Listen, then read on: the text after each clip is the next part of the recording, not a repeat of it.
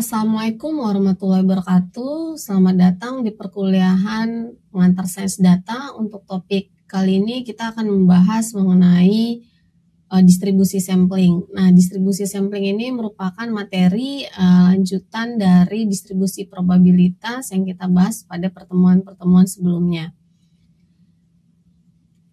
Baiklah, kita akan masuk kepada distribusi sampling. Nah, kalau kita berbicara tentang distribusi sampling itu berarti ada suatu variabel ya, yang dimana di sini kalau kita ingat kembali untuk distribusi sampling ini di dalam distribusi probabilitas itu terdapat beberapa variabel acak. Nah, ternyata variabel-variabel acak ini juga akan memiliki suatu bentuk pengukuran, baik itu parameter untuk populasi ataupun statistik untuk si sampel. Nah, ternyata variabel acak dan statistik inilah juga memiliki distribusi terhadap model yang dibuat, yang ini kita sebut dengan distribusi sampling.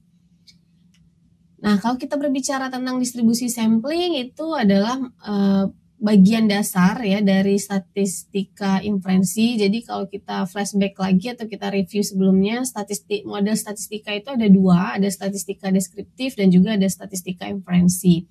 Nah, kalau ada statistika deskriptif, kalau kita ingat kembali itu merupakan model statistik yang sifatnya deskripsi ya, berarti hanya menjelaskan. Sedangkan untuk model statistika inferensi, yaitu materi yang dipelajari ini adalah salah satunya melakukan penaksiran atau melakukan pengujian hipotesis terhadap parameter populasi. Nah, untuk melakukan hal tersebut biasanya kita melakukan pengambilan sampel, di mana biasanya pengambilan sampel ini pasti dilakukan secara acak dari populasi.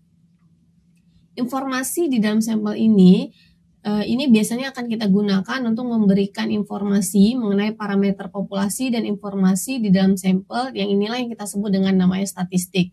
Jadi kalau untuk populasi itu kita sebut dengan namanya parameter, sedangkan untuk sampel informasinya itu yang kita sebut dengan namanya statistik.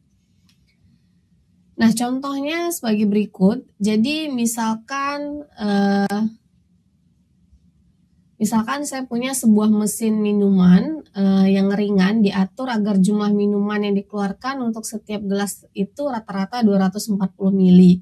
Secara periodik mesin tersebut harus dikontrol. Apabila rata-rata jumlah minuman yang dikeluarkan untuk setiap gelas jauh berbeda dengan 240 ml, maka mesin tersebut harus diperbaiki. Nah, untuk mengetahui hal ini, petugas biasanya ngambil 40 gelas minuman ya. Jadi dari 240 mililiter tadi ya, yang diambil hanya 40 gelas minuman, kemudian dihitung rata-rata jumlah minumannya. Jadi 40 gelas ini bisa kita bilang itu sebagai sampelnya, dan ternyata diperoleh dari 40 gelas minuman ini terdapat rata-ratanya itu atau X-barnya adalah 236 mililiter. Nah, kemudian dihitung lagi ya, diambil lagi dan diperoleh ternyata X-barnya 245 ml. Nah, apabila nilai dari rata-rata tersebut sekitar 240 ml, maka petugas biasanya tidak akan melakukan perbaikan terhadap mesin tersebut. Nah, kita bisa lihat di sini ternyata nilai-nilai X-barnya itu adalah informasi yang ada di sampel ya. Karena tadi kita ngambil 40 gelas minuman itu sebagai sampelnya. Dan nilai-nilai inilah yang kita sebut dengan nilai statistik atau nilai dari statistik.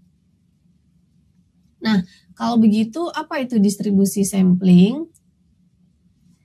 Nah, dalam contoh di atas berarti ke-40 gelas minuman tadi itu kita anggap sebagai suatu sampel dari dan populasinya itu adalah minuman yang dikeluarkan oleh mesin tersebut. Ya, dalam hal ini sih memang tidak dikasih tahu berapa gelas minumannya ya, tapi yang jelas bisa kita bilang bisa ditampung oleh ratusan gelas. Nah, karena banyak sekali sampel acak yang mungkin dapat diambil dari suatu populasi yang sama, maka bisa kita bayangkan bahwa setiap nilai statistik itu apakah dia X-bar ya atau nilai variansi S kuadrat, nilainya itu akan berbeda antara sampel yang satu dengan sampel yang lain. Jadi yaitu tadi, karena kita model sampelnya itu ngambil secara acak ya, mungkin bisa jadi sampel pada saat pengambilan sampel yang pertama, 40 yang pertama itu dapat X bar-nya adalah 236. Sedangkan untuk dapat 236. Sedangkan untuk yang kedua, ngambil sampel yang kedua lagi, jumlahnya 40 gelas, ya, itu dapat X bar-nya 245 ml.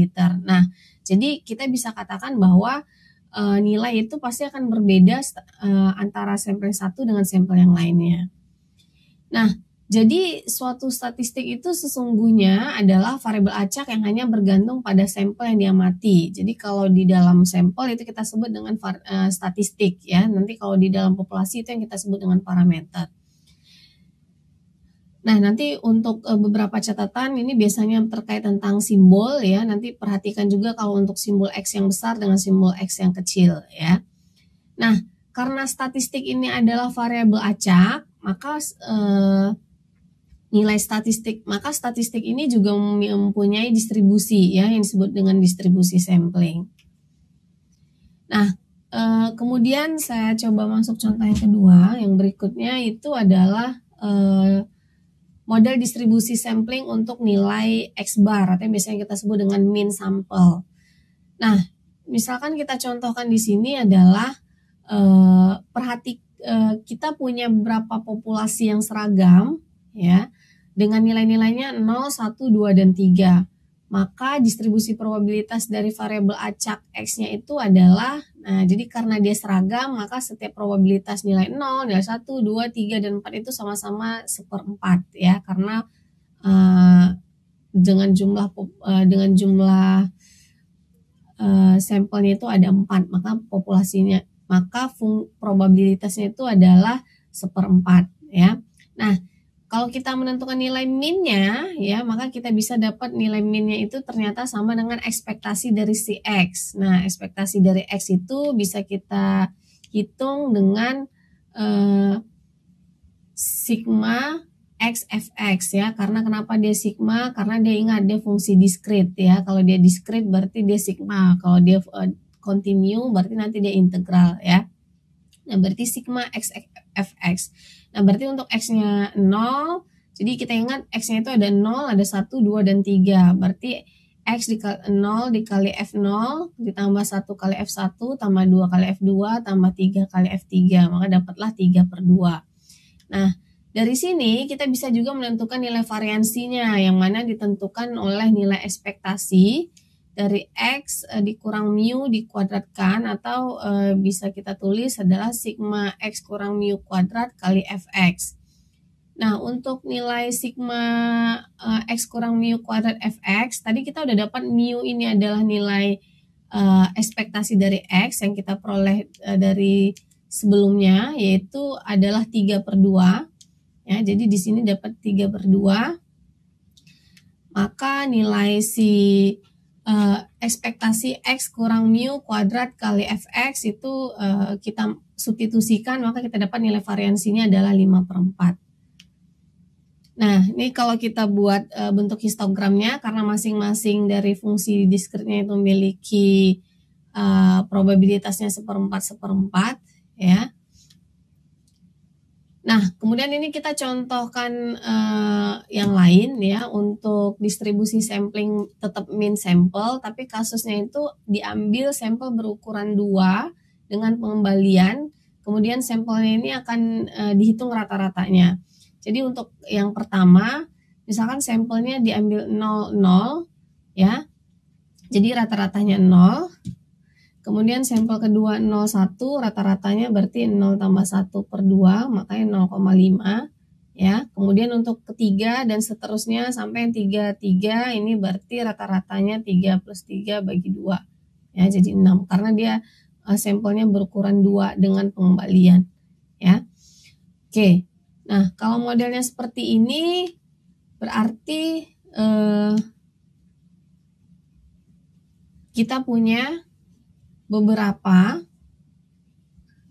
Nah, jadi tadi kita punya 3, ya. Dapat X barnya adalah 3. Nah, sehingga kita bisa buat bahwa kalau ketika X barnya 0 itu ada berapa banyak kemunculannya, ya. Ternyata frekuensinya 1. Kalau X barnya 0,5 ternyata ada 1, 2, ada 2 ya, berarti ada 2. Nah, untuk 1 juga seterusnya, atau kalau kita lihat misalnya kita ambil 2,5. Oh, ternyata 2,5 ini ada 1 dan 2. Berarti 2,5 juga frekuensinya ada 2. Sehingga kalau kita hitung nilai fungsinya, kita peroleh bahwa fungsinya itu adalah sekitar dibagi dengan jumlah kejadian ya, yaitu sebanyak 16. Maka ini 1/16, 2/16, 3/16, 4/16 dan seterusnya. Nah, ini untuk gambar histogram dari yang fungsinya tadi, berarti 0 sebanyak 1/16, setengah sebanyak 2/16, 1 3/16, 1/2 ada 4/16 ya. Ini tadi si fx-nya. Yang ini adalah si x bar-nya. Oke.